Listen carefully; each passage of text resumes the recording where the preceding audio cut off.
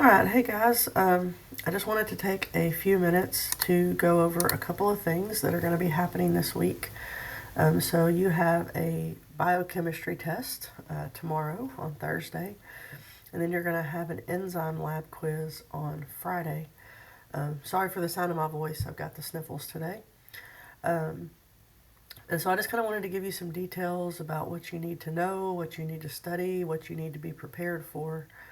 And so the first thing is the biochem test. And so there are 3 sets of notes. And those are going to be, let's see here, those are going to be your chemistry and water. And so you're going to have questions about things like atoms and bonds and organic compounds. And then you have properties of water like cohesion, adhesion, high specific heat, things of that nature. The second set of notes is going to be macromolecules, and that is going to be a little bit different than your quiz. You know, your quiz, you just had to name whether it was a carb, lipid, protein, or nucleic acid. It's going to be a little bit different on the test in that you could be asked specific questions about them. You could be expected to recognize them in pictures, so just make sure you look those over really well. And then you have metabolism and enzymes. So we talked about the laws of thermodynamics, we talked about, catabolism and anabolism, endergonic and exergonic reactions, and then we had a whole section on enzymes and how they regulate our metabolism. Now I just kind of want to give you some insight on what to expect, okay? It is going to be mostly multiple choice and matching. And so on that particular type of test, it is not going to be a regurgitation test. So if you know anything about me, you know that I do expect you to know things and not just memorize. And so while there may be some easy questions that are just basic definitions, there definitely are going to be questions that make you think and make you apply what you know. So do not expect the Kahoot on the test. Okay, let me be very clear. The Kahoot is not the test. Now, playing the Kahoot can be a helpful tool. Memorizing the Kahoot is not necessarily the best way to study for the test. You need to know the material that is on the Kahoot.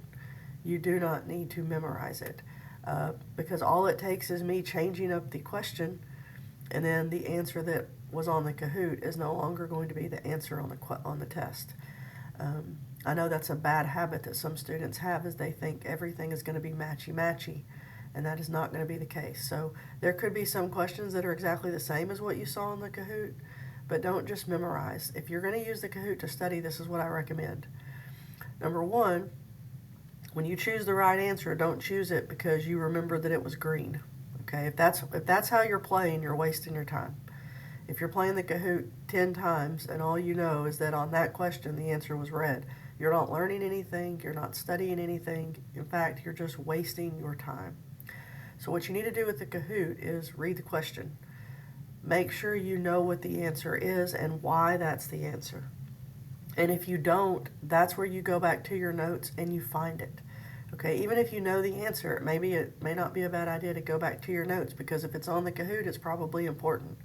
So maybe go back to your notes, read that section, go back to the PowerPoints, whatever it is that you need to do, okay? But do not just use the Kahoot as your only means of studying. Memorizing answers is not going to help you, okay?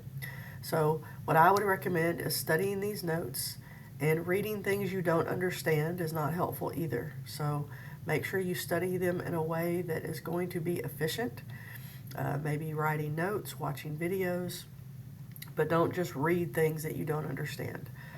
Do something with the material. That is the purpose of your study guide. You have a crossword puzzle, that could be some vocab practice.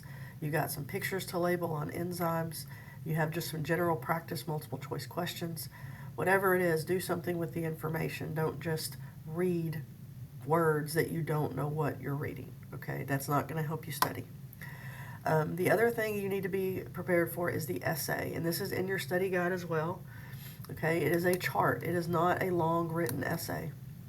And this chart is going to be worth 15 or 16 points. So we're going to take a look at that really quickly. So what you're going to do is you're going to take the Google form portion first, then you'll shut your Chromebook. Miss Petty will bring you an essay, and you will need to fill that out and then turn it in. So your essay is literally going to look like this. Okay, it's the same thing that you see in your study guide.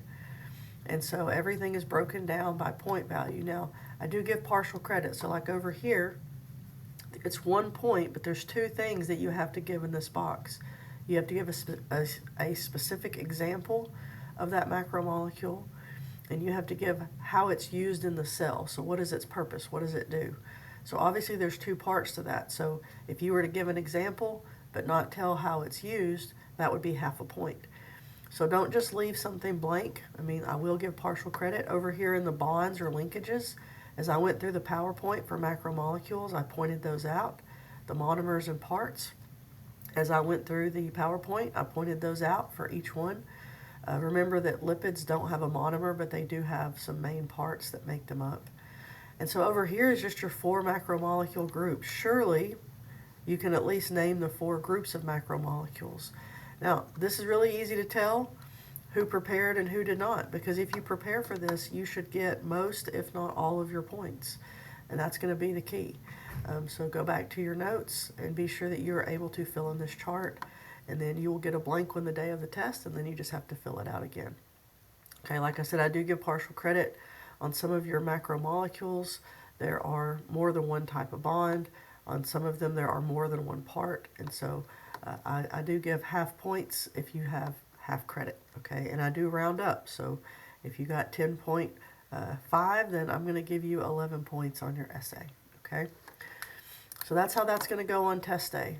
Please prepare, okay? The first test is always difficult because you don't know exactly what to expect, but I'm telling you right now, expect multiple choice and matching questions over this material. Some of it's going to be vocabulary-esque, and some of it's going to be application, so just be ready for that. And then you're going to have 16 points right here that come from that essay, which is going to be that blank chart. All right, the next thing we need to talk about is the enzyme lab quiz. Now, this is coming up on Friday, and what you're going to do before you do the lab quiz is y'all are going to present your lab posters. So lab posters need to be 100% complete on Friday. The presentation is going to be very informal. Since every group did a different variable, I just want them to share what happened. And so when you get up in front of the class, you're going to essentially answer 3 questions. Number 1, what did you test? Okay, so what was your variable? Number 2, how did you test it? You know, what did you do to alter that variable? And then number 3, what happened? Okay, so you are not going to read your lab posters to the class. This should not take more than a few minutes per group. And so once again, you're just going to simply say, what did you test? How did you test it? And what happened? Okay. Now, you may or may not have gotten expected results. You know, hopefully you did, but if not, it's okay. We know what should happen in some of these, hopefully, if we know about enzymes. But just know that it's about what happened, not what should have happened. Okay. Now, when it comes to the enzyme lab quiz, some things that you might want to look at are the pre-lab questions. Hopefully you've gotten those back. If not, then maybe Miss Petty can at least share a blank one with you. And then the other things are going to be in the lab packet themselves, okay? Now, I'm not trying to kill you with nitpicky little details. I told you when I was there last Friday that the lab quiz is going to be general. It's just if you spend that much time on a lab, you want to make sure that you understood something, what was supposed to happen, what are the basic concepts like enzyme, substrate, just the basic concepts. So you may want to study in the lab packet that introduction where you answered questions on your pre-lab, and then just the basic procedures of the lab. You will not be asked any specific questions about the variables. So like if you were a temperature group, you're not expected to know about the specifics of pH, okay? It'll be general. If there's any questions about independent variables, it will be very general. So don't worry about other people's experiments. But you could also see questions that were in the lab packet. So there were just questions about rate and calculating rate. There were questions about the enzyme and the substrate and the products and what were we measuring and what happens if. And so any of those questions are game for a lab quiz. Once again, it's about making sure you understood the big ideas. It is going to be short and sweet. Okay, it's going to be a Google form. It'll be multiple choice, true, false, that kind of format. And once again, you won't have any specific questions over different variables that you did not test. So just know that you need to understand about the enzyme lab in general and what was, what are the basic concepts of enzymes and how they work. So it probably won't take you too long, so there should be more than enough time to do the lab poster presentations as well as take that lab quiz. I will tell you that before a quiz or a test, I know I've always taken questions, but you don't have a ton of time. So if you have any major issues with this material, you really need to go in before the test, okay? Don't wait until class time to ask a bunch of questions because there's just not time. A few can probably be answered in class or use class today to address any issues that you might be having with any of this material, okay? Also, because lab takes place over several days, I never review for a lab quiz right beforehand. I don't take questions. You had ample opportunity to get help. Once again, today is a day that you could get help, okay? So as you're preparing for the biochem test and the enzyme lab quiz, be sure you ask questions if you have them. And that way, hopefully you go in confident. And I wish you guys the best of luck, and I hope you have an awesome day.